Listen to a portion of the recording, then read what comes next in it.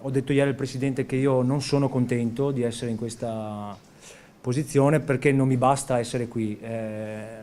Se faccio una cosa, se prendo un incarico, lo devo fare bene e farlo bene vuol dire che dobbiamo salvarci. Quindi sicuramente quello che dicono loro è giusto, porto freschezza, porto entusiasmo. Queste le prime parole di mister Centurioni come nuovo tecnico del Calcio Padova. È cosciente che ci vuole un'impresa e il tempo scarseggia. Bisogna ripartire dalle certezze che la società e l'allenatore hanno, dice. Avrò modo strada facendo di conoscere ancora meglio i giocatori giorno per giorno.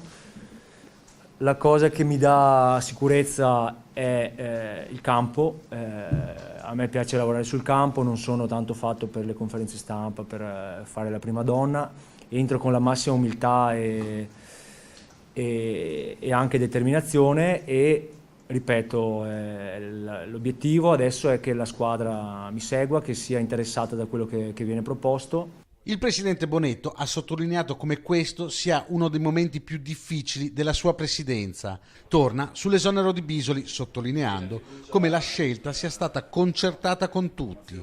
L'idea di richiamarlo in panchina era nata per puntare sulla sua voglia di rivalsa. Oggi mi sento come una belva ferita.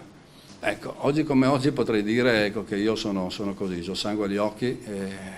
Perché mi sento in colpa di fronte alla città, di fronte ai tifosi, però devo reagire e la reazione che reputo, perché l'abbiamo presa, l'ho presa, era quella di fare un ulteriore cambio di allenatore.